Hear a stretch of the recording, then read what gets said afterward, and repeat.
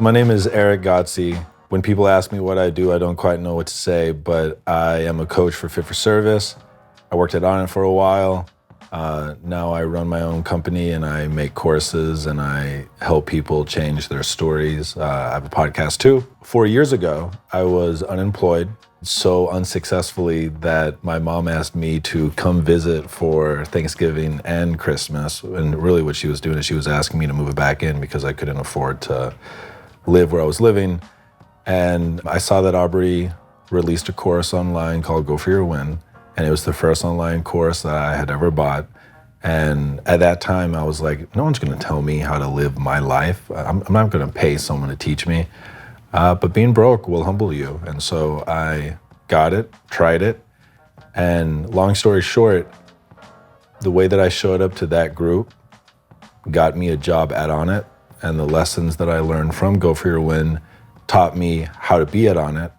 And then I started as a customer service email responder. And that's brought me here, sitting as the coach for Go For Your Win to guide you guys through it, because it works. So this is a really good question, because one of the things I'm a big advocate for, and I think the science fleshes this out, is that one of the ways to feel like your life is meaningful is that you feel seen and you feel heard. And in order to feel seen and feel heard, you have to share.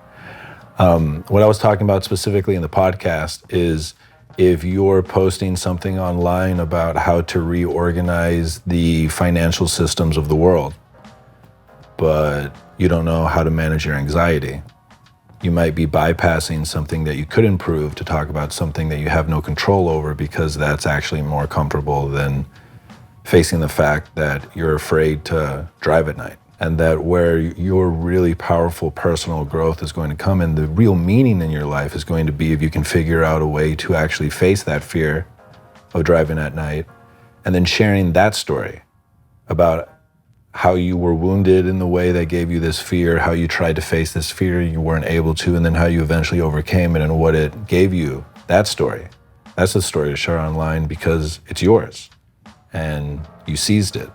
And there's a lot of other people that have either the same or similar fears that could learn from your solution. What a lot of people are doing is they're screaming about problems. You know, and kind of a business 101 tip is if you see something that's wrong, try to come up with a solution and bring that to the meeting instead of just talking about what's wrong. To recognize that your brain has not evolved to be able to keep track of the shit that you're asking it to keep track of. And one of the greatest technologies ever invented was language and writing. And if you feel overwhelmed, get out a piece of paper and ask yourself, what is everything that's on my mind? And write it all out on a piece of paper. And that will improve how you feel. And you'll sleep better. And there's all sorts of studies that show that this is the case. And to take that technique deeper, there's a thing called expressive writing.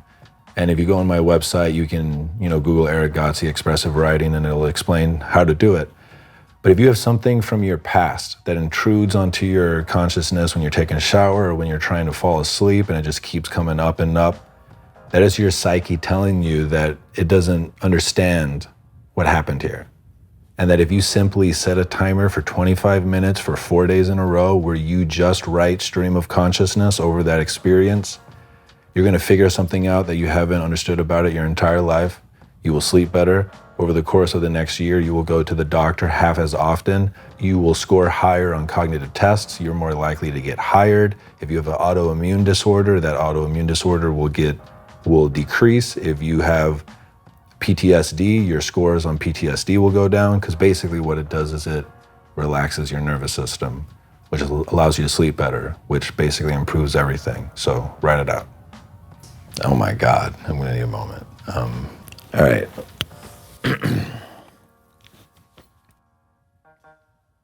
So there's an idea that I don't quite know how to talk about, and that's why I haven't really been talking about it. But the thing that's the most exciting to me is that evolution operates on biological life through genes. Culture, language, ideas has grown out of biology and the evolution of genes, but it's created a second dimensional space where ideas can mutate, and the mutating, what the gene is to this dimension is memes, they're ideas. And I think that this is the realm of gods, and that this is the realm of myths, and that gods compete with each other in the same way organisms compete with each other for resources, and the resources of gods are humans' attention. And that there's something here that feels like, to me, is actually like a scientific enterprise, if it could be articulated in such a way where it's like a type of history and sociology and anthropology that actually like studies the evolutionary growth of gods. And but it's something that I always think about that I don't quite know how to articulate, but I think gods are real and that they're that.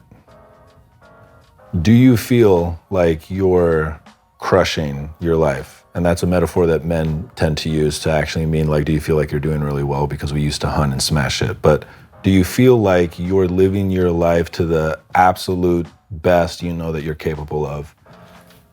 The answer is probably not. This is the best map that we could come up with. It has worked for us.